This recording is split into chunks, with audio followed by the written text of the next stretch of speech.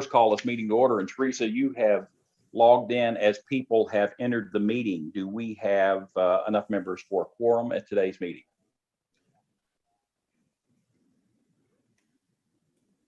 We have 17 board members present, so there is a quorum. Okay, well, thank you so much. So we do have a quorum present and can conduct business. The minutes of the January 15th meeting were distributed to all of you, and I would ask if there are any additions or corrections to the minutes as they were submitted to you.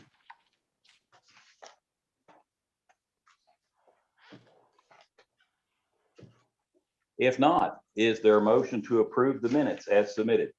So moved. Okay, we do have a motion. Second. Okay, and we do have a second. Any discussion on the motion? And Teresa, did you get those? Okay.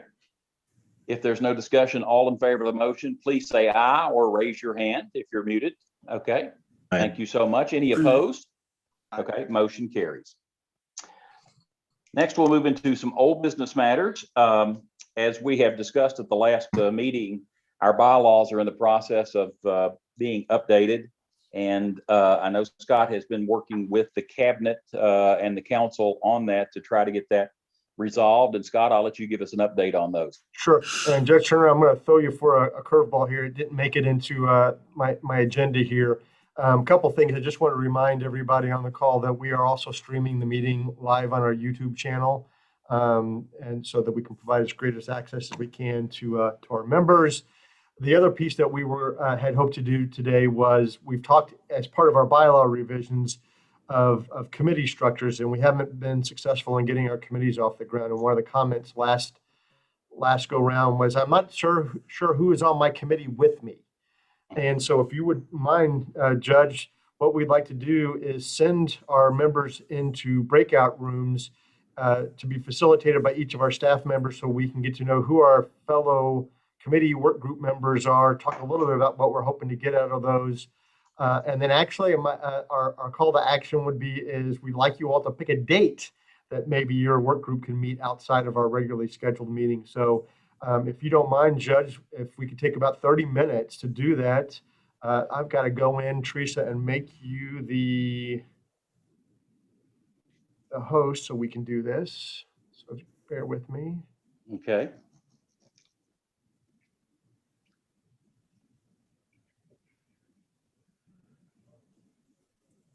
And Teresa is going to send us into our breakout rooms, and we can communicate with each other within the breakout rooms. And then I believe Teresa will give us a 30-second or 60-second warning when she's going to pull us all back into the main meeting. Okay. You yes, can leave the breakout group at any time and come back into this main group. Somebody will be here. Okay. We'll try to reconvene at 1:30 unless all committee meeting members are finished at that time and are back here in our large group, but we'll try to reconvene at 1:30. So Teresa, if you wish to go on and break everyone out and distribute them to the right group they belong in. And you will see a pop-up screen and it asks you if you would like to join the committee. Please bump that.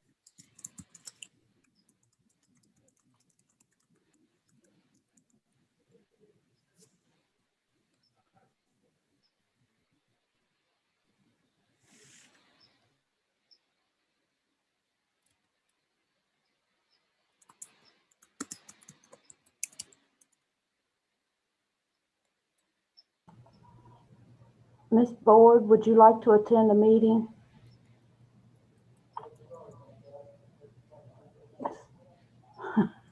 No, I'll wait it out. You can wait with me.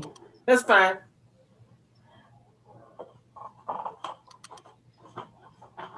So what do I need to do to get into the committee meeting?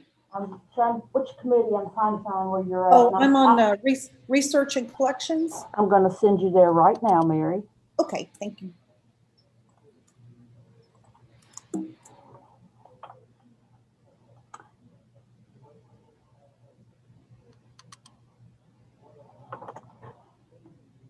So it's just you and I, huh? It is. If some of the board members that couldn't get right on because they had conflicts of meetings, I'll I'll be able to pull those in. I've got a couple that told me, I said, I may be a few minutes late. Oh, yeah. Yeah, I think everybody's going from one Zoom or Teams meeting to the next, you know? That's what one of my board members said. He says, I've got 3 today. I didn't have any when you sent me your request. And he says, now I've got, he The says, I story think, of my life. he says, I think we do more meetings now since this is available Yeah. than we did before. And it's definitely convenient. It's just because it's so convenient, everybody uses it, which is understandable. Right. But I mean, before you know it, you will have 3 or 4 or 5 Zoom meetings back to back to back. And it's hard to get your bearings about you because as soon as you click off one, you're going right into another. And I'm if like, you're, oh. I keep a side panel, just putting notes from each meeting, just so that I have them, so I can go back to them because I go to one to the other. And I do the now, wait a same minute. exact thing. Did we talk about that in which place? In which place was it? Right. And what did I say? Right. Oh, Lord.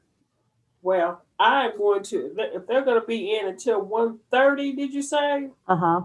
Okay. I am going to work on some emails That would be fine. and, If you want to take your picture down, that way in case you need to okay, have yeah, I'm going to conversation. take it down and then I'll click back in about 1:25 or so. Okay, that'd be fine. Okay. All right. Thanks, Teresa. Uh-huh.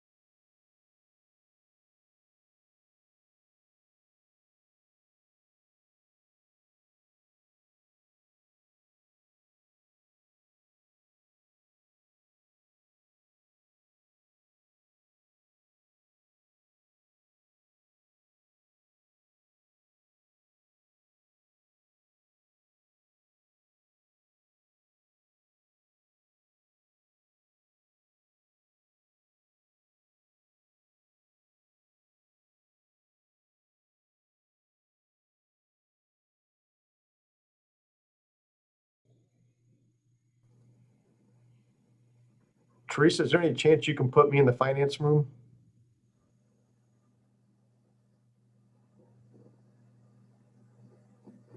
Let me check on her.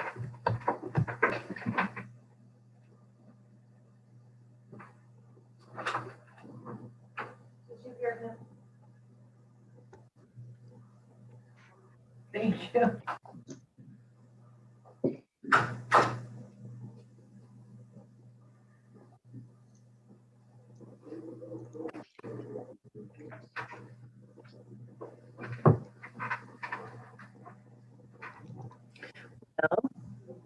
What else? What a weird world we live in. Somebody ought to sell tickets. Well, I bet it's exciting to be back in the office. My office, yes, this is the smallest newsroom in America. Is that an official distinction? That's what I've decided, yes. And I'm proud to say you would never know that by looking at our website because we are fully formed and rocking along, but I'm it. That's So, good though.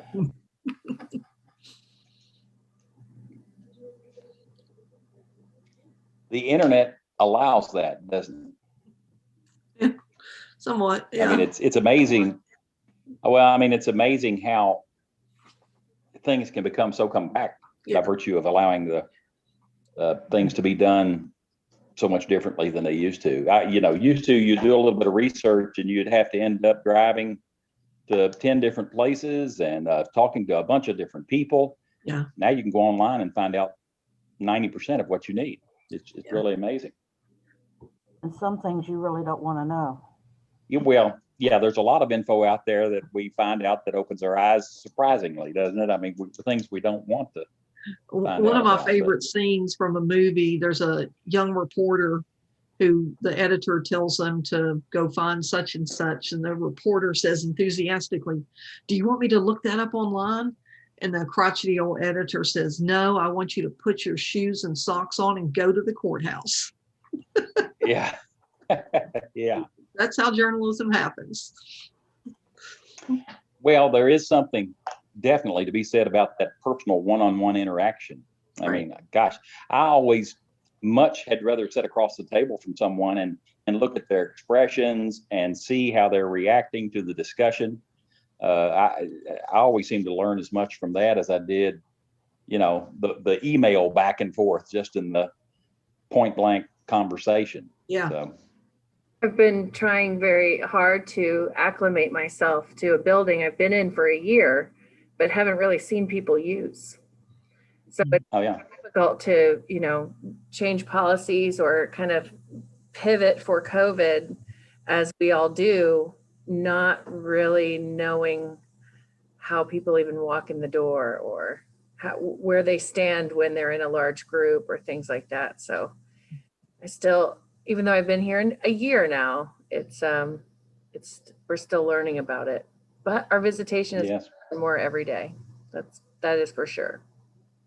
Are people using the gift shop, Jessica? Yes, they are. We don't have as many online sales as I think we expected, but of course it was really busy in the beginning of it because people were still quarantining and home. But now most of the business is done in person. Great. We have some new products. You'll have to come see. I miss Frankfurt. I miss my favorite coffee shop and bookstore over there. Poor Richards. Yep. Isn't he a delight? I hope he's going to make it through the pandemic. Yeah. Great store. Really. Yeah, I saw earlier there are people sitting outside. It's sunny, it's chilly, but it's sunny. There are certainly people on the sidewalks today. Jessica, I wanted to say thank you to you for gathering so quickly that information You're welcome. that I needed for that presentation I gave. I have I had to brag on us. I actually would like to hear more about it and how you thought the response was to it. And you'll hear more about it in our presentation about some initial numbers, which are really positive, but it's a really interesting conversation about museums and television. Yeah, I think so. Well, what I was doing, just for others that are on here, I gave the opening address for a conference called Building Museums, which happens every year in kind of the very early spring. And so it's a national conference, and so I was giving examples of different organizations that are doing really creative things during the pandemic. And so I had to brag on us. And so Jessica helped me. Thank you. It was a perfect day and perfect time to catch me. So I was glad I could give you some at least concrete numbers that we knew.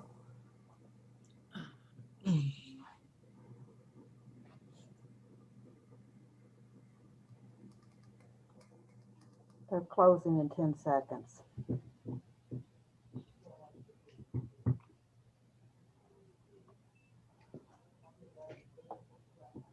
We need some music, but clock music. Do, do, do, do. There we go.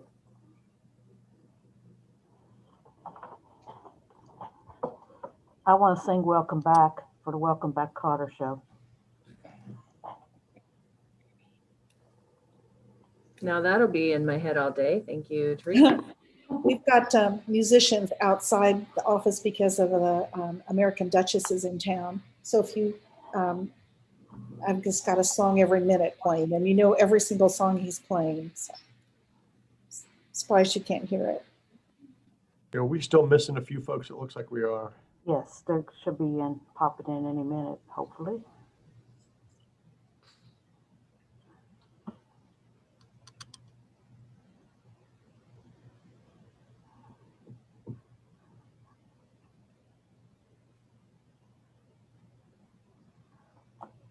I've got 25 back in, Scott, so I'm going to turn the meeting back over to you as host. Great. I hope everybody found that productive and useful, and I'm anxious for us to be able to keep the conversations going in that kind of fashion. In reality, what I was hoping to do was stall long enough so I could welcome Evan Jones to the meeting, who is the Tourism Arts and Heritage Cabinet Attorney. And great, I was hoping Evan was there. Evan and I spoke as early as just the other day about our bylaw revisions. Let me maybe just start it off with, we had a set of revisions I think we had presented to you all with some changes, and we were waiting to do some more feedback. And after reviewing them with Evan, it sounds like we need to go back in, and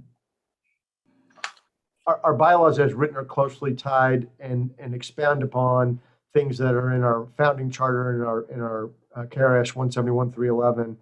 And in some ways it's become incongruent with it, and there's some things that need to be looked at. So I think Evan's recommending that we kind of go back and streamline it and tie our bylaws into things that are just, and I'm going to let Evan speak to this, just the actions of the governing board, but then also to create a secondary document that is like a board notebook that ties back to the statute and the ways that we're supposed to behave and act and the things we're supposed to look at.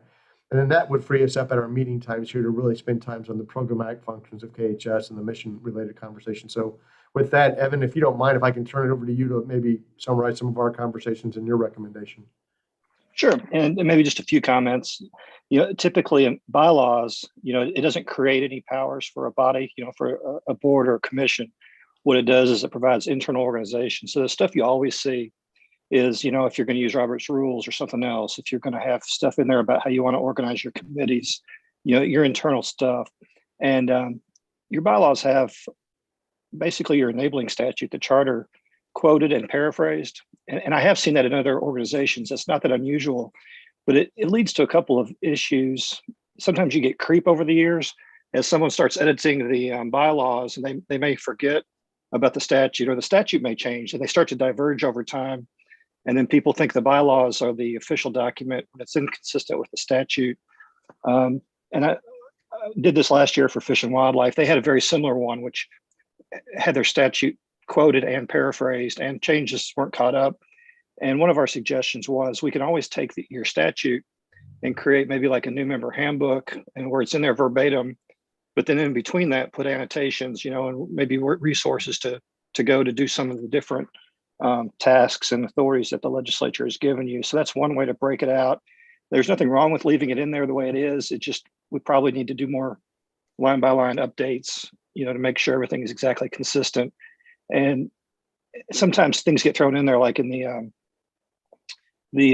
I think it's the nominating committee. It talks about the different tasks, and then kind of in the middle there's the diversity and geographic diversity and the racial and another background diversity, which is all good stuff, but it's kind of thrown there in the middle of the statutory stuff, which for someone like me says, oh wait, this needs a little bit of clarification and probably delivered in a more meaningful way to you folks. So that was kind of my big picture comment. If we want to do a big revision and kind of break those into two separate documents, so you have a new member handbook, or keep it the way it is and maybe do a little bit more careful review of the statute to make sure that we've got everything in there exactly correct.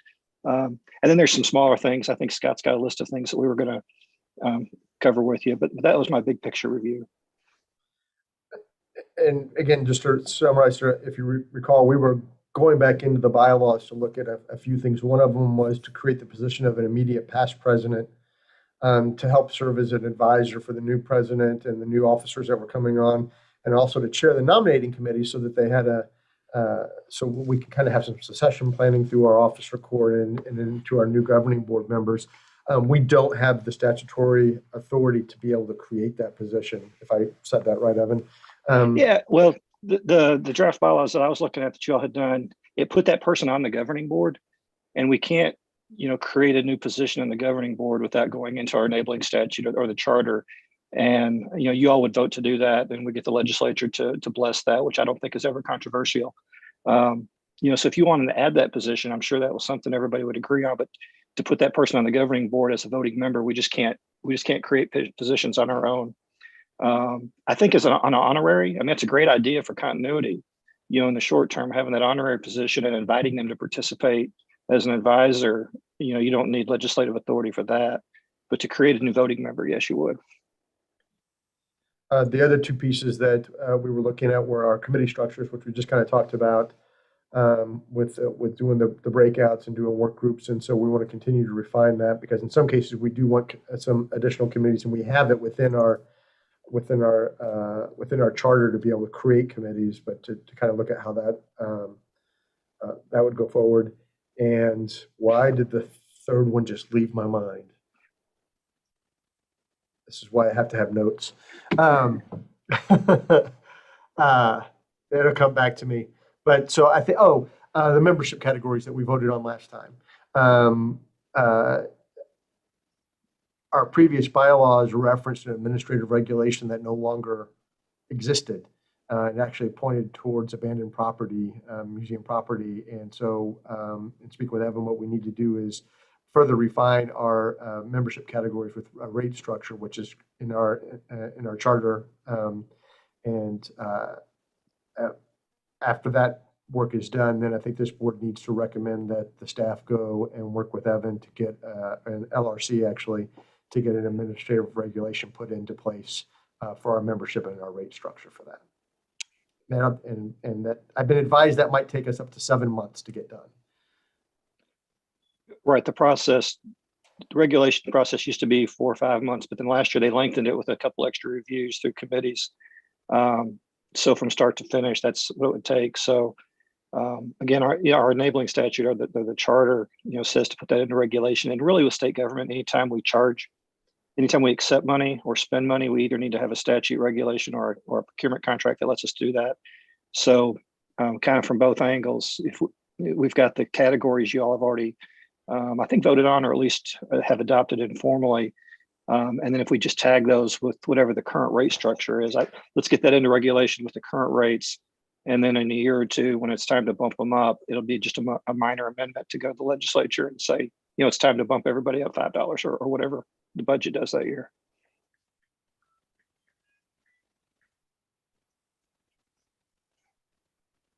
So Tommy, I don't believe we're calling for any action now. This is just more informative and updating. And I believe that's Sure. my report for the bylaw updates. When Evan hands everything back to you, which I assume will be pretty soon in terms of his recommendations, then we'll be trying to take action on these, Scott, on any changes we need to make at our next meeting, or when do you anticipate that? Evan, I believe so, right? We think we can get these updates done to you in 90 days. Oh, Okay. absolutely, especially since I've gone through the first review. Yeah, and really I guess the guidance that I was going to ask you all for is, do you want to keep that current structure that kind of has everything in there and then just do a fine-tune revision? Or would you like to go with more of the simplified bylaws, which, the internal organization, and break all that statutory stuff into more of a new member handbook or something like that? But either one of those routes we can get done by your next quarterly meeting. Okay. Well, we can, my personal thought is when you start quoting statutes verbatim and things like that, then every time there is a comma change in the statute, then you've got to go in and adjust your bylaws to actually fit what the statute says. And so I could see some issues there. So it might be easier for us to reference a handbook or something, and then in the handbook, it's easy to print a new one, have it online, and adjust as necessary. So Scott, we'll determine that before we take action, but that's just my thoughts. Okay. Anything else, Scott, then we need on the bylaws right now? No action, I know, but anything else to discuss? No, I appreciate Evan's time on this. I Certainly. know it's taken us a long time to get to this, but we are suffering from the idea that the statute or the regulations have changed, and yet our references inside our bylaws are so wrong. So that's why the need to go in and get this fixed and get this corrected. Okay.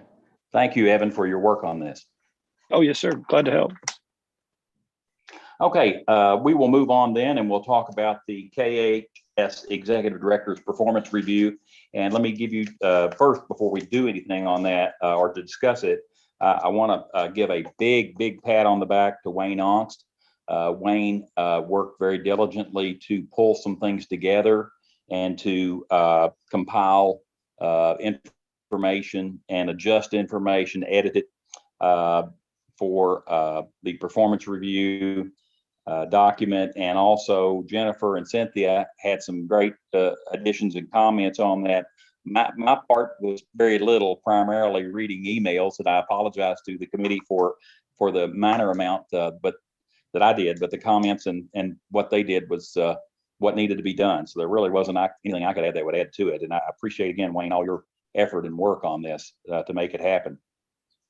And just to be very quick to explain what this involves, because I do know we have some folks here that are rather new to this, to understand what it is.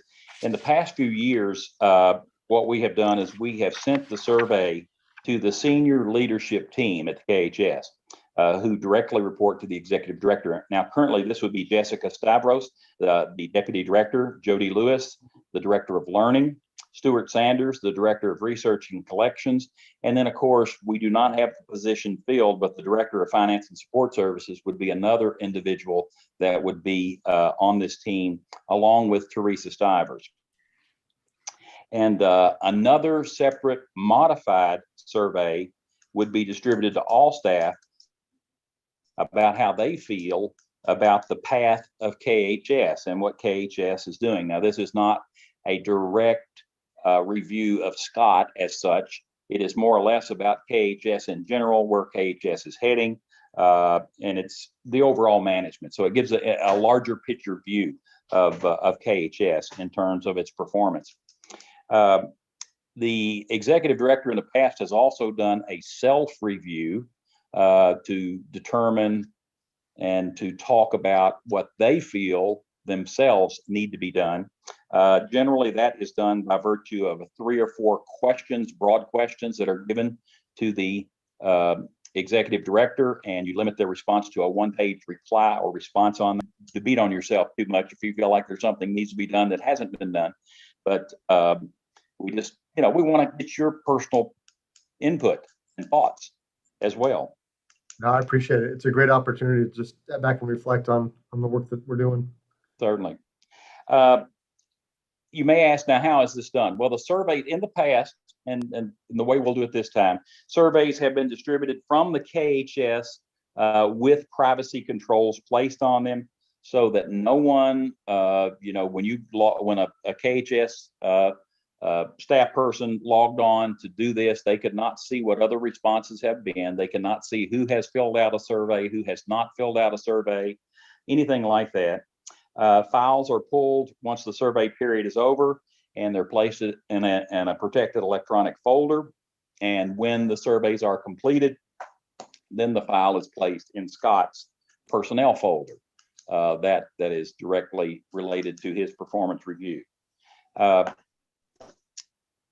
the process is over, then either the committee, which is the governance committee, or the president, myself, we would come and meet with the full staff and would talk about any concerns that were expressed or that popped up in the surveys. We certainly want to thank them and pat them on the back for their participation and the work they're doing at KHS. And, we certainly want to provide that open channel between staff and the board to get their input. Now, I have to agree, this past year has been totally unlike any year that staff and others have worked at KHS. So our reviews have to be tempered a bit with that in mind, because there hasn't been that one-on-one interaction daily, as usually helps form the performance review ideas and thoughts that get placed into them. It's going to be different, and we'll just have to see what we come up with in terms of the replies and responses, and look at them and determine any action or anything we need to do. Now, as I said, this is going to be done from KHS. Teresa has been the person in charge of distributing the surveys to the individuals in the past. This is a blind response. Teresa cannot read who has submitted surveys. She does not know who has submitted, who has not submitted, or anything like that. I mean,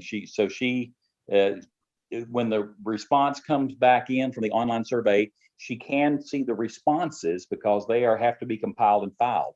But other than that, she does not know who submitted them or anything like that. And we've relied on her in the past to do that.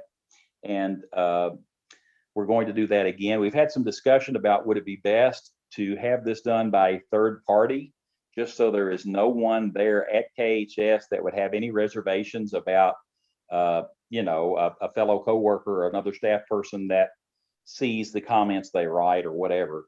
But due to the time frame we've got, due to this situation that we've been in this past year, we're going to allow it to be continued as it's been done in the past. Teresa has done an excellent job on this in the past, and we'll ask her to continue to do that.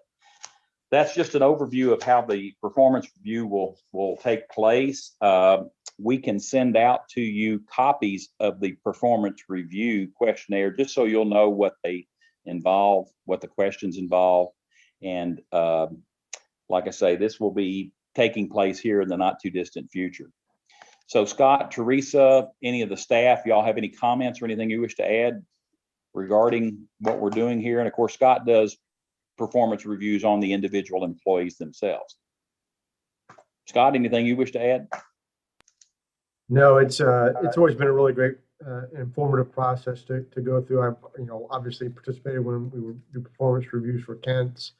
We are working to be better at doing performance reviews across the organization. That's something we haven't done because I see it as a big communication tool. So I look forward actually to it as an opportunity to hear your thoughts and hear how you think we're performing and the organization's performing. And it's always great to also hear from the leadership team, particularly because I interact with them quite a bit. So it creates somewhat of a 360 review when they get to provide some input onto this as well. So I'm looking forward to it. It's always very productive and good things come out of it. Okay, great. Sounds great. Okay, then we will move on now. We do have a board member vacancy, sadly, due to the passing of Manny Kalk. Who was an opportunity to hear your thoughts and hear how you think we're performing and the organization's performing. And it's always great to also hear from the leadership team, particularly because I interact with them quite a bit. So it creates somewhat of a You know what? Scott's a good ventriloquist there. I'm surprised. I had not seen him do that before, but Scott, you do great. You were sitting there with your mouth closed and you were talking just as plain as could be. So It has something to do with YouTube. That's our 3-second delay on YouTube. yeah, it was feeding it back. I understand that. Okay. On the board member vacancy, of course, as I said, due to the passing of Manny Kalk, sadly, that created a vacancy on our board. And he, of course, was from the Bluegrass region there, Lexington. We have had quite a bit of discussion about the possibilities of who to fill this, and we've had some interest expressed in this open position. And I'm required to nominate a person to the board to fill that. This will be for a 1-year term to fill out the, is it 2 years, Teresa? Okay, Teresa says, oh, well, it's actually 1.5 years, I guess you could say, because it's this part of this year and then next year. So, we have talked with a person about that and received confirmation yesterday that he would agree to do this. And so I'm going to nominate Ben Chandler as a member of our board. Ben, of course, is very familiar with state government, very familiar with all of Kentucky, has been director of the Humanities Council, is now a director of the Foundation for Health in Kentucky. He has a degree in history. He's a big history fan. And so I think he would be an excellent person to place on the board. So I nominate Ben Chandler for the open vacancy. And now I hand that to you for acceptance or disapproval, hopefully acceptance of Ben as our new board member. We need a second. I would say so, yes. Okay, Jennifer, you have seconded that, or Cynthia Torp. Cynthia has her hand raised and Jennifer voiced. So we have a second to the motion. Any discussion? All in favor on the motion to accept Ben as to fill the vacancy of Manny Kalk, please say aye or raise your hand. Okay. Aye. Aye. Aye. Okay. Any opposed? Motion carries. So Scott will inform Ben that he has been elected as a member of our board, and he said he would join us at our next meeting if he were approved. So we will have him to participate with us. Okay, next we have the KMHM committee nominations, and Scott, you have info there. Yes. Alan Denny and I have met, oh gosh, it's been several weeks now, with members of Department of Military Affairs, and kind of worked out a framework for how we would repopulate the committee, with each group bringing 4 nominees to the committee, plus our ex officio positions, me and a representative from there. And I do not have nominees to propose to you from our end. Alan and I spoke right before the meeting got started. We're going to try to get together in the next couple of weeks and vet some ideas. So with that being said, remember the idea of this is that the KHS governing board brings 4 nominees to the table, and the Department of Military Affairs also, through the Adjutant General's office, brings 4 nominees to the group.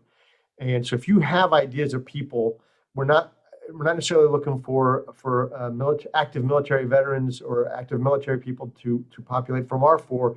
What we're trying to do is create this combination of a group of both military personnel and history enthusiasts around military history that we bring together from our end. So if you have some ideas or suggestions of folks that you know that, I'd really appreciate any comments. I have a fairly healthy list already, but back to one of the earlier conversations, we are looking for how do we also use this board to represent diversity of both of any of the many different demographics, including geographic diversity within our board. So I welcome thoughts on as that goes, and until we get a chance to get that, I do not have a slate of nominees to put before the board. Okay, thanks, Scott. Okay, that concludes all matters of old business that we had on our agenda for today. So we will move on to new business. And first we have the fiscal year 22 through 28 KHS capital plan submission.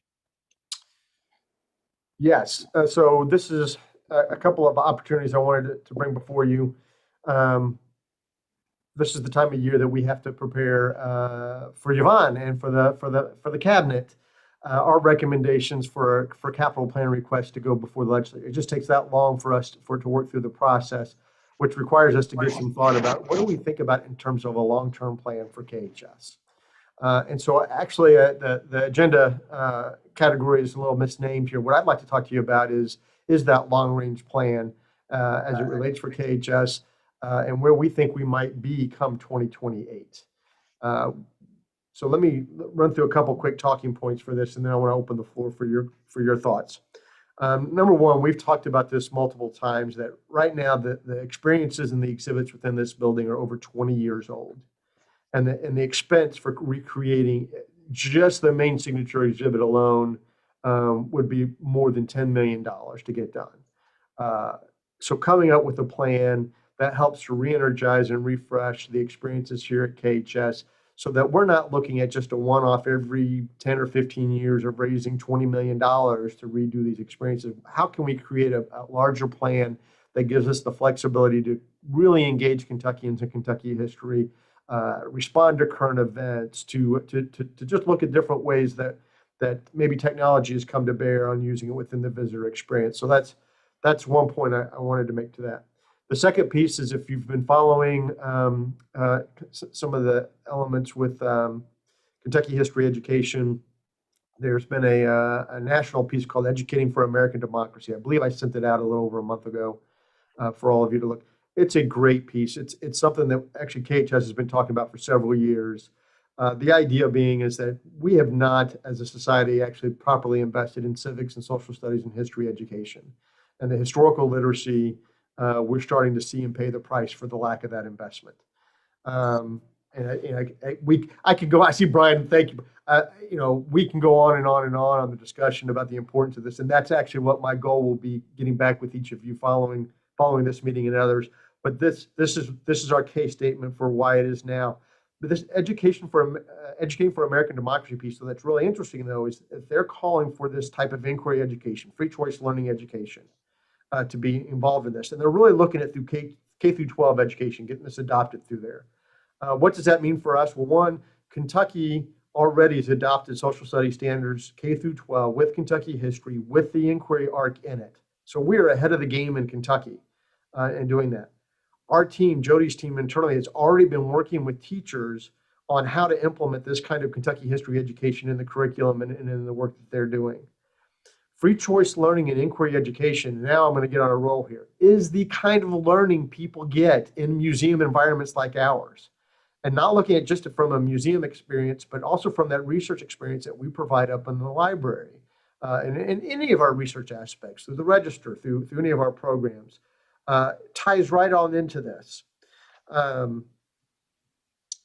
This idea of where public history ties into the formal education piece. It's not that we're just a field trip destination. We are and not just us, but those in our local history organizations are a critical element towards the Kentucky history education and Kentucky history literacy that we can play a part in helping to shape and to form.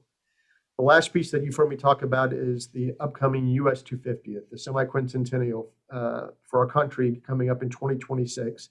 Harrodsburg will kick that off in Kentucky somewhat in 2024. But I would even argue, and I think I've said this to this group, we need to look at the history leading up to this moment. And it's not about 250 years ago since, 250 years ago, it's the history of Kentucky 250 years since then. So we're going to go back to starting somewhere around 2023, looking at indigenous history of Kentucky and start to bring it forward so that when we crescendo there in 2026, 2027, we're starting to create a dialogue around all people's Kentucky history, not just pioneer and frontier history. So that's my soapbox, because I think there's a real opportunity in 2026 with the semi-quincentennial to help raise awareness, not just through heritage tourism, but about the importance of local and regional history. And to that, I would argue we need to make a major investment within that. We submitted our capital plan based upon two major elements. And actually it's three, but Yvonne, you'll be happy to know I didn't include the third. One of them is the fact that we do need to redo the exhibit experiences within the building, starting with when you walk through the front door, what kind of experience are we providing? Arguably, I would say once you've been here, you can go a couple of years without needing to come back. And so what do we do to start to create a better exhibiting experience within the entire gallery space? The second part of it is anchored in within our research library. How do we modernize the research aspects of that library to meet the 21st century technology demands and the new way that historians, not just professional historians, but amateur historians, family history historians, genealogists, are using technology to leverage the wealth of information that is out there. We are behind the curve on that, but yet we've got programs that are actually ahead of the curve. So how do we modernize our spaces to meet that?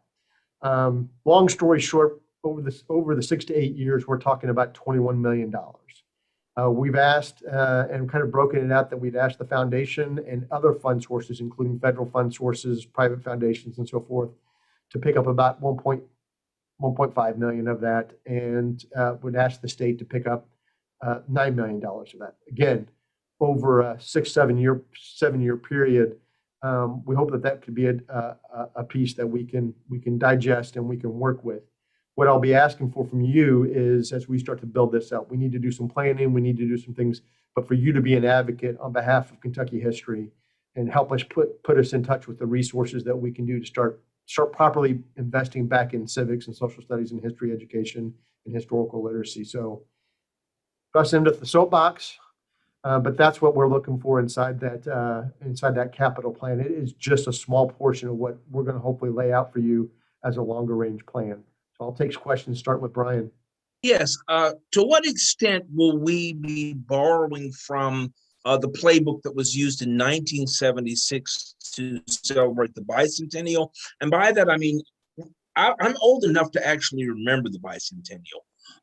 There was a lot of cooperation between different organizations like this, television, radio, print, the private sector, in order to tell the story, to tell the American story. Will we be doing something similar to tell Kentucky's story across the Commonwealth? Yes. So I think it was the very last act of the session here was they passed House Bill 556, forming 3 commissions. I'll be honest, I'm a little, they fall short on meeting that goal, Brian. We had really hoped to push forward one commission that would help bring together a lot of the local history organizations and things and help us tie back to the national. There's 2 national commissions, but they're actually working together. There's a private foundation, America 250, and the US 250 semi-quincentennial that was formed by then President Trump, so that we would have a direct conduit into that kind of piece. Yvonne and the Tourism March and Heritage, I think, is obviously a key part for this. Working with parks, working with other sister state agencies, would love to see us doing oral histories around that. But then the other piece is how do we encourage heritage tourism and help support the local history organizations so that they're doing it. So one unifying commission would be great to do that, and I think we have it approved. We just need to figure out how to get it up off the ground. And I think in year 1 here, it's just going to be a whole lot of planning. We need to sit down and figure out how that's going to work and map that out. To piggyback on the bicentennial kind of question, ironically, Crit Llewellyn and Lois Matus, both on our foundation board, apparently had a job during the bicentennial of handing out grant money back then. And so I spoke to them. Actually, Lois was really critical in helping us get some of this legislation passed about how much of that do we model and how much of that needs to change. But yes, we're definitely looking at some of the lessons learned back then. And the national committees think that actually we could see the same economic impact in states as we saw during the bicentennial. Okay, thank you. Brian, I would also add to that I think, while I don't remember 1976, there was certainly a national kind of mythology about American history. Of course. So that having the discussion surrounding Kentucky's history, we're definitely being very conscious that to be inclusive of all Kentuckians rather than forming one solid overarching message in the promotion of it, but really trying to make sure that all Kentuckians are represented. But from what I remember from 76, and I get your point, I understand that. I did see some diversity in some of the programming and some of the voices and some of the issues that were articulated. And my point is, can we replicate the same thing and of course be even more so inclusive and less trending toward the mythological and more toward the real, like you just said? I really would love to see that go forward. And honestly, I love to be a part of that. So if I can help in any way, y'all know where to find me. Any other Brian, questions? you're gonna hate you said that. You're gonna hate you said that. No, seriously. I came of No. age during the bicentennial and Yes. Watergate and those two particular events. This is why I'm where I am in my life right now as a historian, as a political scientist. Those were formative experiences. And so I want to carry those forward. And I'm right there with you. I remember the bicentennial as well. Yes. And it was a big push, a very big push. Yes. Huge. Mm-hmm. And I think we're just getting things off the ground just with the General Assembly closing and passing that bill. We're just in the beginning stages of getting things together. So you'll start to see things start to kind of ramp up a little bit. Excellent. Thank you, man. Mhm. Okay, any other comments anyone has?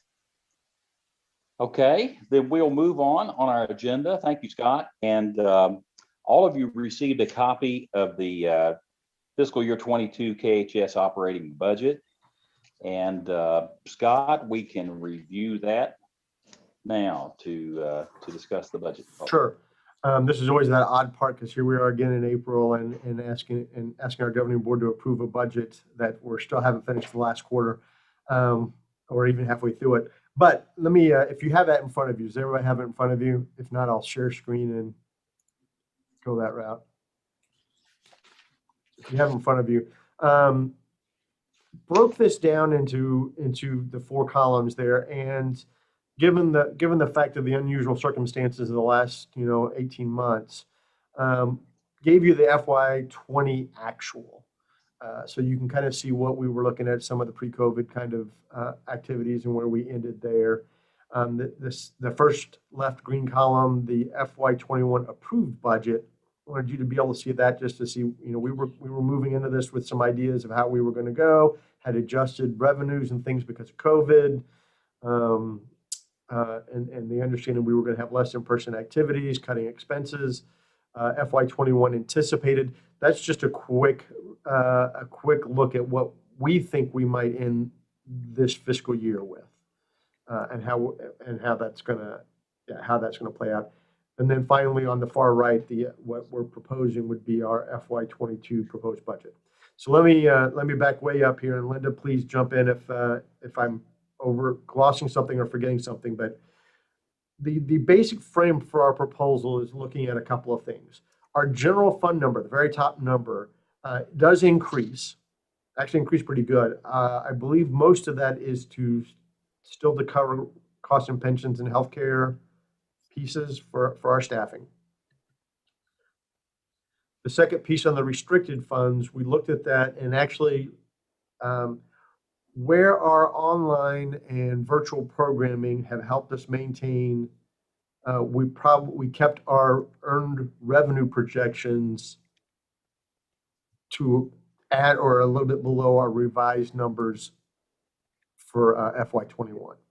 So we're acknowledging that we're probably not going to bounce back as hard as we would like to with field trips, with in-person visitation, but do think that the rights and reproductions, the royalties and fees like that will hold true. We're getting a lot of interest in rental of the facility, so we think that's 40,000 is, I think our previous FY19 was upwards to 100,000, so that's considerably down lower.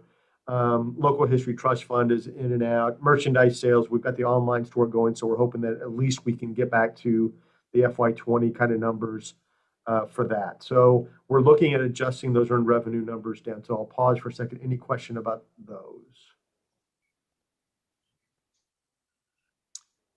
The private, I'm going to jump straight to the private KHSF funds. The 104, 445 and FY20, That is just the amount that we actually had granted to us from the foundation. Our original request back then, probably, if I recall right, and we just talked about this, Doug, so help me if I remember this wrong, was probably in the neighborhood of about $460,000. And we only drew 104 that year. When we went into FY21, we convinced the foundation that we were going to end up asking for $335,000. The reality is we're not going to ask for a dime. They have paid for some direct expenses for marketing and promotion of Kentucky History Ancestors Town Hall, and but we're going to end the year not drawing upon them. For various reasons. I'm happy to explain that, but that's not. So in going into FY22, I believe a reasonable request, given their fundraising challenges coming out of the pandemic, we're going to look at $300,000. So now it's where it's going to get a little complicated. Going down onto the expense end of things. When we went into FY21, November of 2019, we were facing the loss of some loss of capital funds related to a digital initiatives project. Yet we already had some expenses incurred. I think I've talked to you about this again, but just as a reminder. So we immediately held open 2 big positions at KHS to help us make sure that we can cover our liabilities and our expenses related to that potential loss of funding. While we were managing that, then the pandemic hits. We had also based, if you look down under utilities and rentals and under operating expenses, you're going to see that we went from some tracking things, but essentially about $1.6 million for rent utilities jumps up to an anticipated $2.3 million. So we were being told we were going to have a rate increase. That rate increase doesn't materialize. And so what we had done to help manage our budget was moved general fund out of our personnel expenses and into our operating expenses to account for what we thought was going to be a rate increase. When that doesn't happen, we hit the pandemic. We're not hiring. We're holding the line on expenses, and do not fill the staff complement that we had. Going into FY22, we are looking at restoring those funds back into our personnel complement and out of our operating expenses. Does that make sense? And Linda, did I cover that right? Perfect. So this would, and I don't know if I have this in my notes, but this would get us back into our staffing complement that we were looking at somewhere back in September and October of 2019. Another thing, we were also planning for a budget cut. Yes. That we Up also to held 15 funding to 24% budget cut. Correct. So it's why we were holding positions open. Right. And cutting expenses. Right. As you go down through the rest of that thing, we start to restore our expense expectations back to what, again, we thought were pre-COVID expenses, which would restore staff travel, marketing related towards where we cut marketing and promotional activities related to the fact that we weren't having in-person activities, and exhibitions. We weren't going to build an exhibit for people that couldn't come see it. If for some reason the foundation doesn't feel comfortable with $300,000, those would be the 3 areas that we would look at reducing expenses, but stay committed to re-energizing the staffing support that we had, again, back to October of 2019.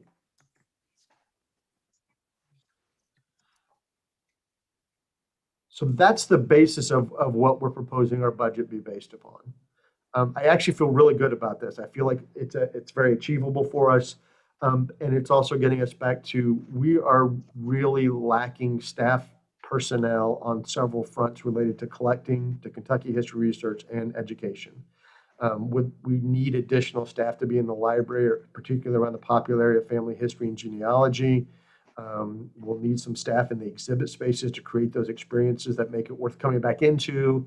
But plus also to help us manage these major projects that we would be going forward and helping with the commissions and so forth like that. So Judge Turner, I think I'll pause again if there's any questions, but I would like to ask if we could get an adoption of this FY20 budget, even knowing that we might make some line item revisions, but we would stay within these major categories. Scott, I got a question for you, if you don't mind. Yes, sir. Hey, I'm just curious, you just made mention of the fact that, you do have a 20-year-old building. And I think if I remember correctly, there are some aging Liebert units in some of the existing areas that are old. And what happens if something like that goes down? Or what happens, say, like, for instance, you want to add fresh air intake or ionization filters and monitoring of clean air and stuff like that? What do you do for that? So the agreement we have with the state is they cover a lot of those mechanicals and maintenance costs for us going forward Okay. as part of that it's now 1.3 million. All right. And so they, like right now, there's a large project on the brick and the tuck and roofing projects, and so they'll cover a lot of that. The Liebert unit, which is been an ongoing piece. I forgot what our strategy was going to do. We chose not to address it this go around, but we're going to ask for funding to look at the replacement of that. It has been worked on in the past, but it is undersized and needs some sort of assessment. Okay. On what we need for that. So that's not in your budget. So It's not in our budget. Got it. All right. We were planning on asking for that in a line item in our biennial budget request that we'll start preparing in right. August, if I'm not mistaken. Stuart, wasn't that what we had talked about? Yes, I believe so. Well, when's the last time you had an audit of Scott- the building? Go ahead, Tony. I just was curious. When's the last time somebody audited the building for efficiency? It's been a few years. I know that they came in. Go ahead, Linda. You're muted. I was going to say probably, I think it was around 2016, late 2016, early 2017. Yeah, I was going to kind of ask a question similar to that, Tony, because I know I just went through having replacing a bunch of lighting in a building that I've got, and we went from bulbs that were using over 100 watts to bulbs that replaced them, or fixtures that replaced them that are using 7 watts and put out the same lighting. And as large as our building is, just simple things like that. Now, we have upfront costs to do it, but we have a long-term gain because, in fact, the fixtures I put in have a 15-year guarantee on their life. So I'm not going to have a bulb change for 15 years. And that's worth something right there. So I just, things like that, we can look at doing. You're exactly right, Tommy. And there are companies out there that'll do those audits at no cost, Mhm. and could give you some ideas. At 20 years, you're going to start running into costs that you just can't foresee. And Tony, I now that we're getting back to some more normal operations, I know you've offered to come over and take a look at some things and invite you to come over. I know that we just even right during and I think right before the pandemic started, we just went through I think all of our boilers were replaced. So I know we're on a maintenance plan with finance facilities on upkeep and things, but the audit, not just of this place, but of the Old State Capitol and the Kentucky Military History Museum might be something to take a look at and see if we can make recommendations on changes we want to see. Okay, right now we have to take action regarding the budget. Any other questions specifically about the budget? One If quick not, question. Yes. One quick, Scott, do we know the impact of the legislation on changes to the retirement system for KHS? The way the retirement's going to be paid, and is that included in this draft budget? Linda, correct me if I'm wrong, but I think the increased number to the 6.4, it's a small increase there, but then given overall was all towards the pension increases, correct? Yes. No, and there was healthcare. Healthcare is in there Healthcare, too. yes. So yes, Wayne, I believe that's been factored into our general fund dollar. I have a question that I don't think affects our 2022 budget, but it looks like we're leaving some money on the table this year. Like, am I correct? The way I'm looking at this, that it looks like we're leaving $800,000 on the table? You are correct. Yep. So that gets swept?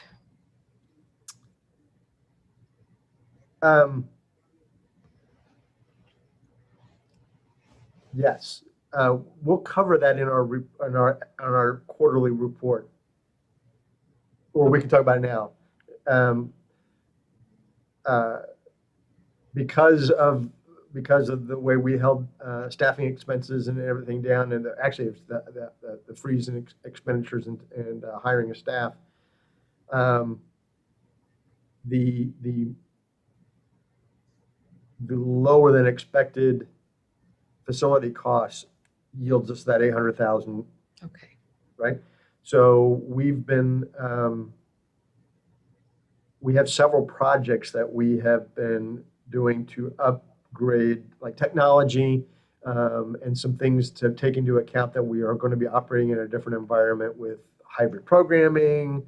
And so Linda and the team have been working feverishly on trying to figure out like what we need for those, replacing freezers and refrigerators and things in collections to deal with collections care, plexiglass, I think so. A lot of the expenses we've been doing relate to that. We have I'll talk about it too in a minute, is we spent quite a bit of money on trying to clear the backlog of markers that are not up or in need of repair.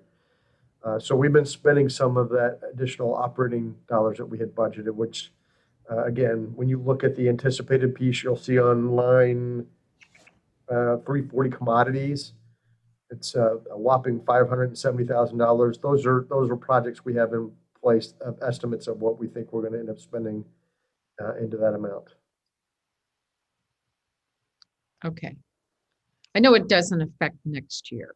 I just was interested because I know what it typically happens to it. So. No, it doesn't. And actually, I'll preview with Yvonne. It's one of the questions I like to have with the cabinet is we have some things moving forward, particularly some of these mechanical and maintenance issues, to see if there's an opportunity to use some of that 800,000. To move that to another area. Yeah. To use that. And then what I'd like to, and again, preview it is can we use some of that to stand up some of these historical commissions that did not get funding in this legislative session? Okay. All right. Thanks. So it would impact us a little bit in FY22.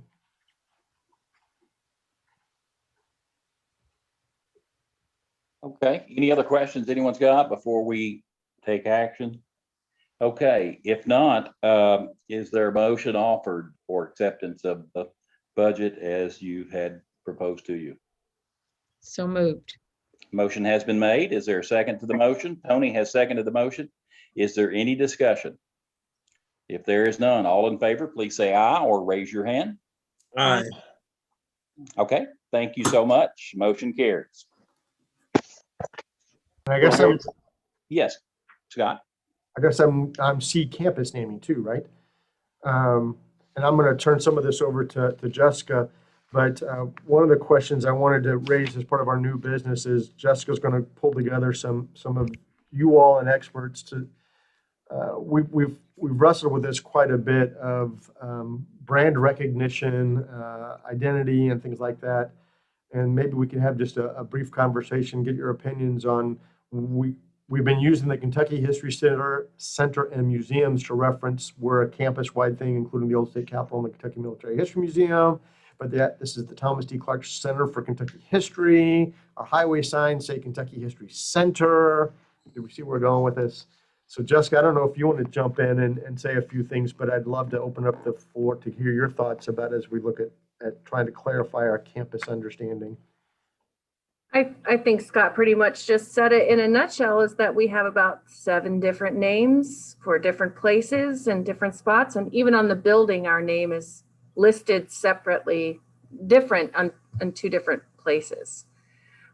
So as we think about new signage that needs to be replaced, banners throughout the community, on the buildings themselves and the campus, we really have to kind of figure out a way to make ourselves more accessible, even in just referring to the building. Frankfurt calls us the History Center. We're KHS in Louisville. So we just need some help in kind of knowing where we're going with our brand. And we have a kind of a short list of people that we might know, but please let me know if you would like to help us have this discussion.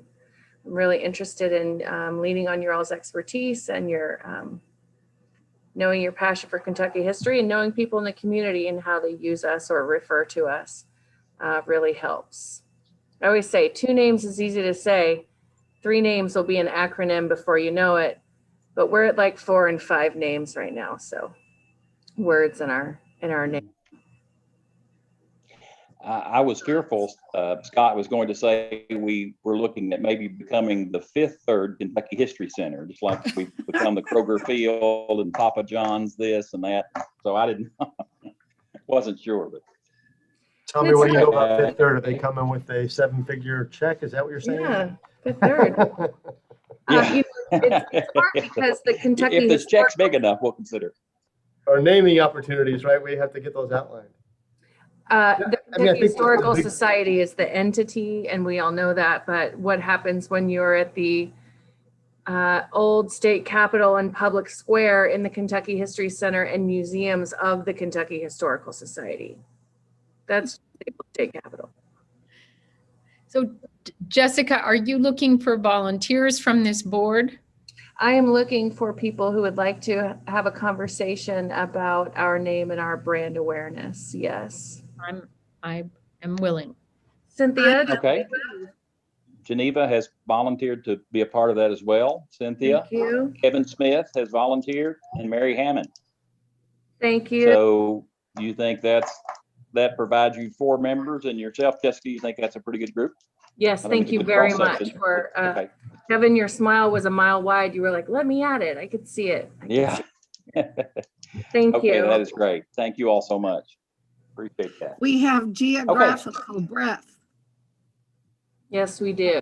That's good, just for thinking about it. Okay, we will move on to the KHS operations report. And Scott, you have the second quarter financial report to review with us. You should have that from the packet of info you received. Yeah, since we did the FY22 conversation, this is going to be should be fairly simple. If you look down the line, and Linda, please jump in. The white column FY20 actual March kind of shows you where we ended up March. The 8,586 on program fees is an increase. So we are seeing people returning to the campus to participate in programs and admission fees. We've had some robust camp fees coming in, particularly for the Girl Scouts. I don't even think that made the report, but I just have to say it if I didn't send it out early. The Girl Scout camp, virtual camp, or workshops that we've been doing, represented 16 states, not just Kentucky, but 16 states. I think we had over 220, 230 participants, and 1 participant in Germany. So our outreach is out of the country, and great work for them to do it. But so again, it's one of those difficult things. Is we are experiencing some success doing outreach programming and virtual programming, but then starting to manage that with our in-service stuff. So anyhow, those numbers are kind of about what we were expecting them to be. When you kind of go down and look, wages and salaries are right on target, low, about 70-something% of towards budget. And we've held, as I said earlier, we've held our expenses down pretty low, getting us in. So yielding what's going to be somewhere around the neighborhood of the $800-something projected $800-something to the good by the end of the year. Linda, anything in these numbers that I should have highlighted? Sorry, I don't think so. I mean, the difference in this report and the one that you showed a while ago was the projected how we'll finish the year with some of those big projects. So.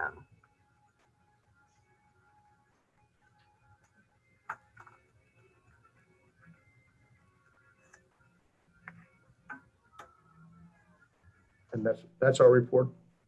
Okay. Anybody have any particular questions over the quarterly financial?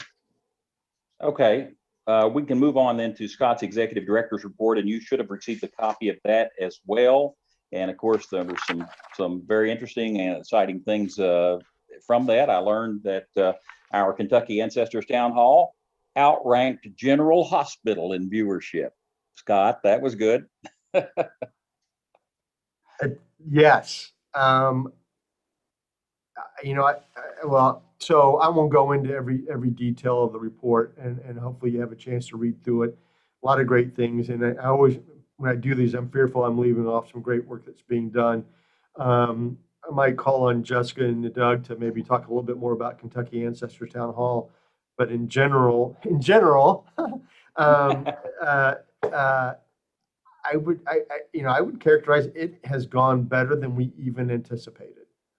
The response is great, and while financially it's not a windfall for us, but it is opening doors and raising awareness in ways that we weren't even thinking about. And so I think the challenge for us is to come up with how do we sustain it, and how do we leverage this increased awareness and increased participation that we're getting. But if I could, I don't know who'd be best for this, Doug or Jessica, but if you could talk a little bit about not just Kentucky Ancestors Town Hall, but our overall media awareness right now and where it's going. Well, I'll just give a quick kind of overview that Town Hall is in 7 network affiliates across the state. The only place we couldn't break into was the Cincinnati market, but we're trying really hard. And on one network in Pikeville, they play us every week. The others feature us every month. So the impact numbers I will leave to Doug because he gathered them. But overall awareness, our media campaigns, and please let us know if you see us out and about. I'm looking at my notes. Not only do we have ABC and NBC affiliates, Mountaintop Media, 13 different cable network channels, including Nickelodeon, History Channel, Discovery, and we've signed on a deal with KET. We're also across public radio and throughout Kentucky, Louisville and Lexington, UKY, EKU, and of course here in Frankfort. We've been featured on 2 podcasts. We're in over 4 different print mediums, and our digital goes past social media, also into Apple TV, Netflix, Roku. So we have many partnerships, and we're seeing what works best. And the response to Kentucky Ancestors Town Hall has overwhelmingly been the most positive. Doug. Yeah, thanks, Jessica. Hey, everybody. Let me try to qualify this because it's a real mystery. I've been in television for 30 years. And I have never seen a locally produced program perform this well right out of the gate. I mean, we promoted it with every vehicle available to us, but it wasn't a massive promotional campaign, and it still found its audience immediately. And let me just give you 2 big examples. WHAS, Louisville, our largest television market. It airs at 9 a.m. It's a takeover in place of their Great Day Live program. And it's outperforming what they normally play during Great Day Live. And this is 1 time a month. The ratings share for Louisville for this 1 time a month program right out of the gate blew our minds.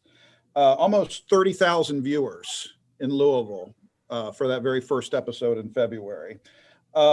And yeah, again, we actually outperformed ABC network programming with General Hospital, which plays at 2 on WHAS. So sorry, soap opera fans. We're doing pretty good. So let me, apples to apples here. One of the smallest television markets in the country is Bowling Green, 179 rating out of 210 television markets across the country. So they only broadcast about 70,000 television households. And we had almost 4,000 viewers for our first episode in Bowling Green, which, if you crunch some math there, we actually commanded a pretty decent percentage of the entire CUME audience in Bowling Green. So apparently the appetite for Kentucky history in Bowling Green and Western Kentucky is substantial. I mean, and I know WBKO is a strong station and a good performer, but We're getting, we don't have the numbers yet out of Lexington and Paducah, but we had some sneak peeks, and across the board, it looks like a really nice launch for us. So, but back to Scott's comment. So we found, we took a chance here. We found our audience amazingly. And now how do we build that bridge from that audience to high tide lifting all boats, with back to membership increases, back to major gifts, back to what we need as Kentucky Historical Society? That's our challenge internally. And there's some great messaging already built in there. There's a great membership message. There's a great walkthrough of the library and our genealogy efforts. And not quite fair yet, because people are still trying to find their way back to our front door. But the hope is that after a few more of these episodes run, we're going to see upticks in all of these areas. And the challenge is really for us to figure out that time that we have in there to promote ourselves. What is that message? What is that call to action? And boy, what an opportunity statewide. We've got to get it right, so that people know exactly what we're asking them to do, asking how can they support Kentucky history and KHS. So really excited about this, guys. It's a win. We've just got to make sure we do our due diligence on the other side and take advantage of this opportunity. One of the best things that these partnerships with the television stations offer is data.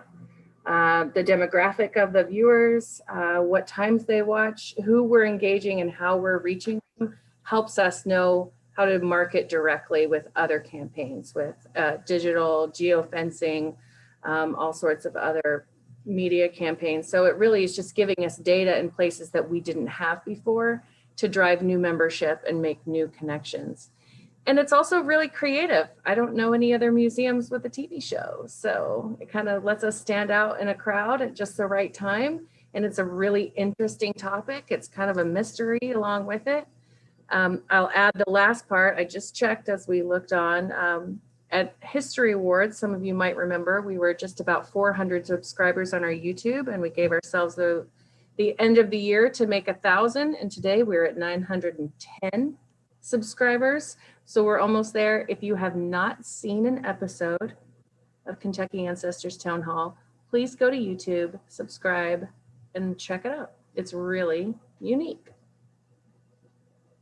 Couple other quick things I'll run through on. Thank you, both of you, for the director's report, because family history and genealogy is obviously, we're seeing a great uptick. And let me remind everybody, I know we talk in a lot of terms about the numbers and things, but this is all towards, we have to raise our awareness if we want to effectively fulfill our mission of educating and engaging Kentuckians through Kentucky history. So, so it's all about that. The next point on there I wanted to shoot is that virtual teacher workshop.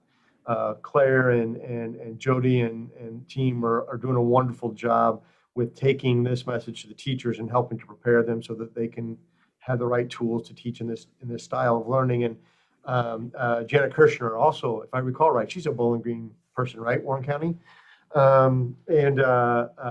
So it was very well attended. I think I edited some things out of this, but I think they had over 200 people register for it, and only 98 participated. But honestly, 98 participating for one of our virtual programs is really good.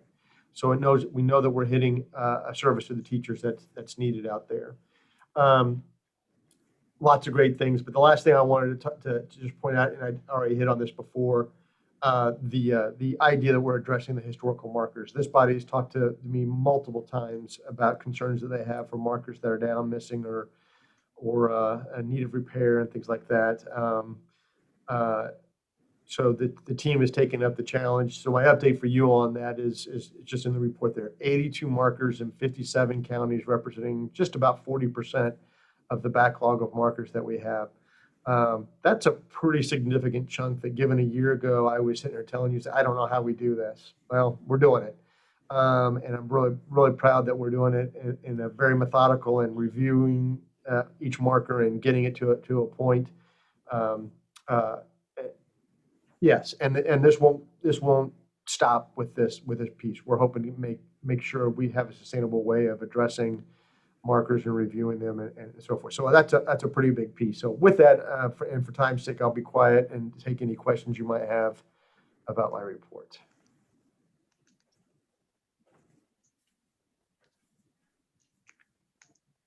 Well, Scott, you must have done an excellent job and answered all questions before. Well, Anybody hopefully, else? as we get as our work groups get together, we'll have a much greater chance of keeping you informed of the great work that's going on throughout the organization. Right. Doug, we'll let you have it now to tell us a bit about the KHS Foundation. All right, thank you, sir. Great meeting this morning, folks, with your foundation. And we're getting ready to start working on our budget that'll be ratified in the July board meeting. And, so many different, part of the great relationship between the foundation and KHS proper is just, me being a part of the leadership team and being in close lockstep with Scott and Jessica and our leaders and identifying what we can help with. And there's a great list that we're going to be able to help with. And there's an amazing point of purchase system that Jessica's identified, and it's going to be a game changer if we can figure this out. We made a heavy investment in Blackbaud and Razor's Edge years back. We were paying big money for this software, for the Cadillac service of this software, but we were missing that final ingredient of, when you walk in the front desk or the desk at the library, how do we track our members, and just the data that's going to come back to us through this is going to be invaluable for us on the foundation to be able to do better at understanding our donors and reaching out to them. And it's going to be invaluable intel for the KHS team too. So that's something that we really want to pull the trigger on this year. Town hall, again, these 5 episodes are going to come and go quickly here, and there's going to be a demand for more. So we've got to look at the production costs of those and the cost of placing those against sponsorship opportunities that we have for them. Now with this new data that we've received from the TV stations, I'm really confident that I can go out and find that second sponsorship, that statewide sponsorship for these town hall broadcasts, because it's a performer. It's a performer in every television market it's in. So there's going to be organizations that are going to want to be affiliated with that because it's actually right out of the gate producing numbers. We can also go back, I think, too, and renegotiate with these television stations because they're as stunned as we are. They're just not used to getting a local program right out of the gate that does this well. And again, it's a good indication that there's an appetite out there for Kentucky history and good stories, which is what we're all about. In the short term, we want to put out the foundation's going to put out a program to launch a major gifts initiative to really hammer that hard through the end of our fiscal year here in July. We're a little short where we should be on budget. No surprise given the nightmarish year we just got through, but we're hoping to put a good compelling ask and message out to where we can see that come in. And traditionally, historically, we do pretty good between now and July 1st in the major gift category there. So we're going to be concentrating on that quite a bit. On the big picture, Scott had mentioned, the capital campaign needed for the museum floor. Obviously, we're in, daily communication with him and the team on that and what kind of role we're going to play, what that 5-year plan looks like up to the 250th. And we're also talking about a research endowment where we're taking multiple needs from Stuart's team, fellows, archivists, different research needs. And instead of trying to sell those piecemeal, find sponsors for them piecemeal or underwriters for them, put them all under one endowment, a research endowment that we can take to market.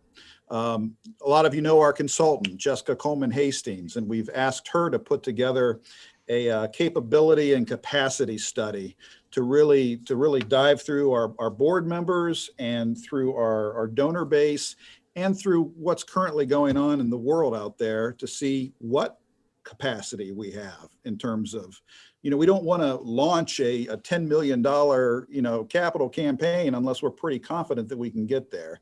And the data from Jessica's study, I think is going to help us really understand, where we are and what we have to do to adjust to be successful, to hit those financial targets and those time targets, to make that research endowment and that capital campaign truly work for us. So there's a lot of work ahead, but we're really excited about the next 5 years here in the foundation. We're also trying to build as many relationships as we can for KHS benefit. The Women's Club of Central Kentucky, I spoke with them recently at one of their lunches. It was just great to be out in public again. They gave us a $500 check in the memory of Loretta Clark, Dr. Clark's widow, who passed last year. But they've expressed interest in financial and labor support of our Kentucky Women's Veterans Initiative with that special exhibition and that VIP launch we want to do, which is now May 2022, to tie into the Kentucky Honor Flight, all women veteran flight now in May. So that's got our full attention and front burner work. So I could go on and on. I don't want to burn too much time. I appreciate y'all having me. And anytime you want a deeper dive in what's going on in the foundation, please don't hesitate to reach out. All right. Thank you so much, Doug. Great work you all are doing. We appreciate it so much. Thank you, Judd. Thank you. We have a few additional reports here. Of course, Secretary Berry could not be with us, but he does have his right hand with us. And that is the greatest probably person to have with us anyhow, because she knows more about what's going on than he probably does. Ms. Board, we'll turn it to you and hear what you have to say. You are very kind, President Turner, very kind. Well, as you guys know, the cabinet is coming off a very robust and focused General Assembly. And I do mean very focused and robust. That being said, we now turn our attention to the budget, which now the real hard conversations come into play, just to ensure we put together a budget that is beneficial for all of our agencies and makes sense. A lot of times the hard conversations are not had, but this time the hard conversations are going to be had and talked about so that we put together a very good budget moving forward. Also looking at, we turn our focus to the 6-year capital plan. We've got 82 projects that total $329 million. 82 projects. 2 of those projects rank in the top 15, and those are for the Historical Museum. For the Historical Museum. So we're, again, starting to have really candid conversations, because when you get into those capital projects, I've pulled some old reports, and I mean, it's the same old thing. It's like, okay, so are there really conversations being had about what we really need to make sure that we have these capital projects move through? That being said, we're starting to have those capital projects conversations right now, and they are very robust. And I feel like I talk to Scott almost every day, but it's not every day. Every week we talk about something, and we are working on replenishing the staff at the agency. I mean, you guys have been working on a skeleton, less than a skeleton staff. So now we are starting to really look at replenishing that staff and looking at getting the right people in those spots that have the talent that can move the agencies forward. So we've got a lot going on. You guys have a lot going on, and we are here to support. Absolutely. And that's my story, and I'm sticking to it. Okay. Thank you so much, and we appreciate all the assistance and help. This has certainly, the last year has been it's been a challenge. A complete year turned upside down. It's been a challenge for everyone, but fortunately, your cabinet has worked with Scott and KHS, and we've pulled through it. We're getting closer to the end. To do that. Getting closer. Yes. So thank you so much. Anyone have any questions regarding the cabinet? Ms. Board may be able to answer them for us. Yes.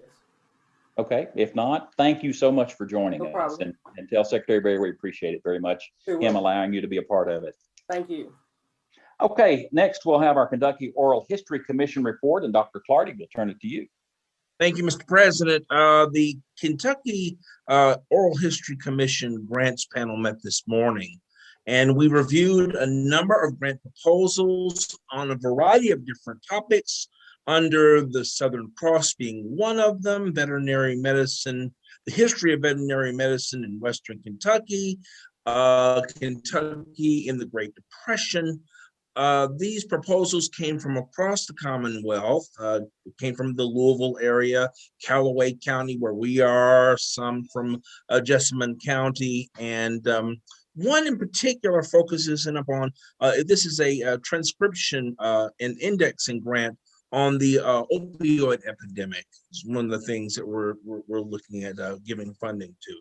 So we rank those, and we're going to make these recommendations to the May 7th board meeting, and that's when we will have our regular meeting and decide which of these particular proposals in the final analysis gets funding or not. So we had quite a busy morning, and I suspect that the May 7th board meeting will be equally exciting. And that is my report. Okay, great. Thank you so much. I think what the Oral History Commission is doing is so valuable because this is going to be something that will live forever. I mean, it's something that we'll be able to review, talked about, listened to, and when you hear firsthand experience, that is so important. Appreciate it so much. Thank you. I'll pass those sentiments on to my colleagues. Thank you so Thank much. you. I appreciate that. Next, we have Kentucky Museums and Heritage Alliance, and Teresa Brown, you'll have that for us. Thanks. Since the last meeting, the KMHA has had one virtual workshop centered on race. We partnered with the Ollie Center, and it really is a great program that they do. It's kind of a two-part series, and we offered it to all of our board members as well as all of our regular members, and we'll have another installment of that on the 26th, I think, whatever this coming Monday is, and then we'll do the second part of each one of those. So it's been a little difficult for museums as a whole in our organization to really take a deep look at the history of museums, which is a very, white institution for the most part. And so we have to look very sincerely into changing what we do as museums before we can promote those changes to the public. So it's kind of a soul searching type of thing. It's been quite interesting. It's been quite forthcoming in the discussions, and we'll continue on with that.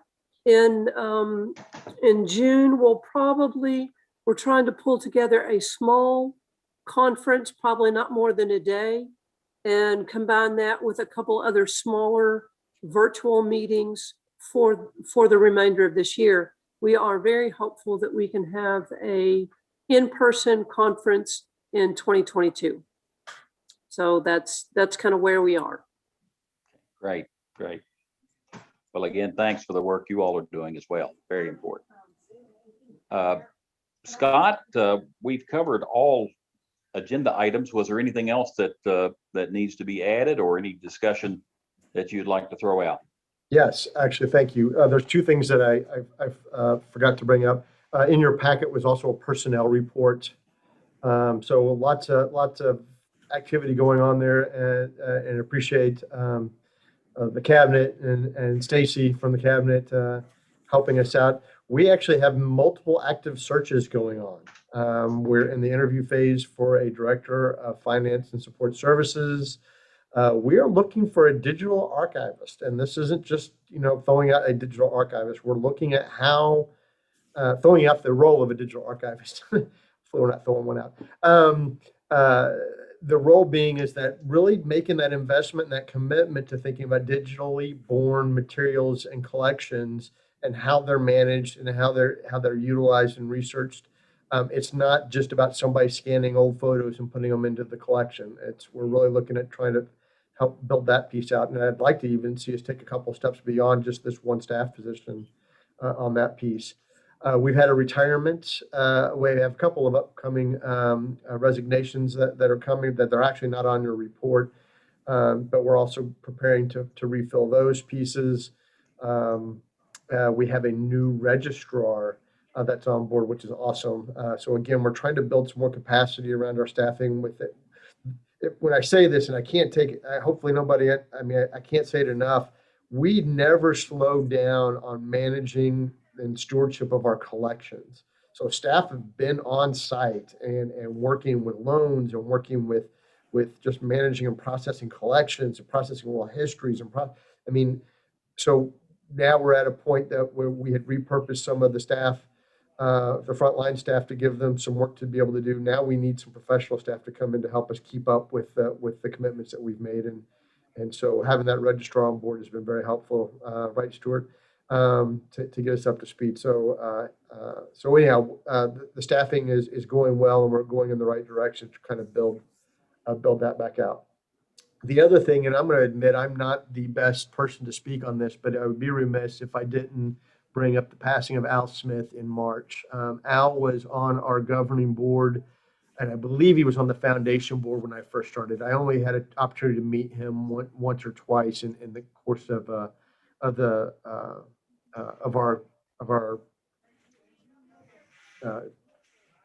governing board meetings and foundation board meetings. But I don't know if anybody would like to say a couple words about Al. All I know is that he left a great imprint, not just on journalism, but on Kentucky history.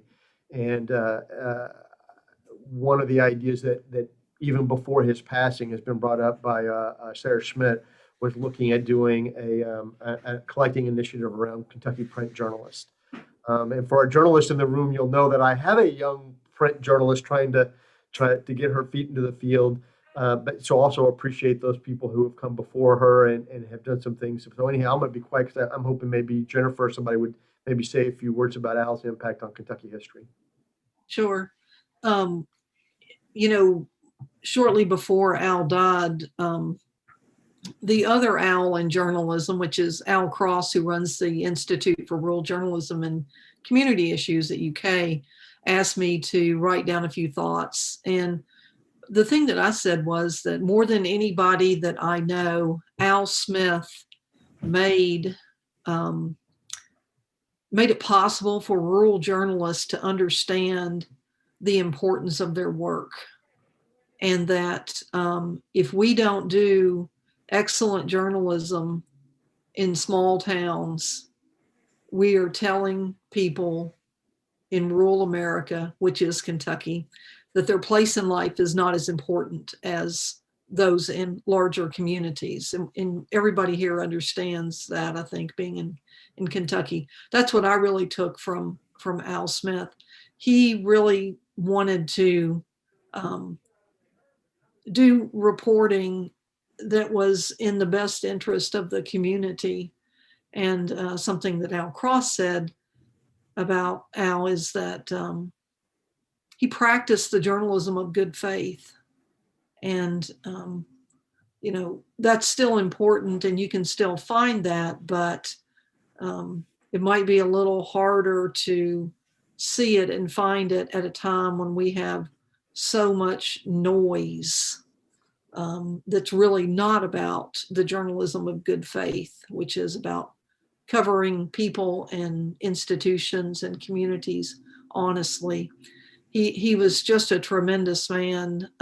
He did so much for me personally. He came along and gave me a boost in my career at a time when I really needed it. And I could find you probably 100 other people pretty quickly who would say the same thing about him. Another of whom is Constance Alexander, who's a former president of KHS. She can tell you stories about what Al did for her career and her life in Kentucky. He was so supportive. Thanks for asking me to talk about him. No, my pleasure. So yeah, I appreciate it. Anybody else? Well, let me also say, I have to thank my staff, I thank the team here at the Kentucky Historical Society and the foundation. I mean, you know, it has been a rough 14 months, but a lot of them have moved on without, I mean, they're advancing our mission. They're doing exactly what we ask of them. We're all passionate about Kentucky history, and I think the anxiety and the things we feel a lot of times is just how do we keep doing that? And I really appreciate their efforts behind it, and appreciate them giving me the opportunity to help lead this organization. And I said, Yvonne hears it all the time. I love my job. I get to play in history every day, and but I don't get to do it without this team. So I really appreciate their work, and I appreciate your all service for being here and being available to us. So thank you all very much. All right, folks, if you'll notice, just the announcements there at the bottom concerning our next meetings, Friday, July 16th, Friday, October the 15th, and then our annual meeting, November the 5th. So just be sure to mark those on your calendar. And like I said, next meeting, maybe we'll all be in person. We will see how that works. We'll know in a few months. Thank you all so much. I think that covers everything we had for today. It is exactly 2 hours right now from the time that we began, and we wanted to complete it in 2 hours. So we just barely made it, but we did make it. So I thank you all again for all your participation, your love of history, and your continued efforts to make history, put it on the forefront more so than it's been, because we want everyone to know about Kentucky and this special place we call home. So with that said, folks, I would entertain a motion to adjourn today's meeting. So moved. We have a motion and a second to adjourn today's meeting, and all those in favor can wave goodbye. Thank you so much. We'll see you. Good meeting all. Thank you. Thank you.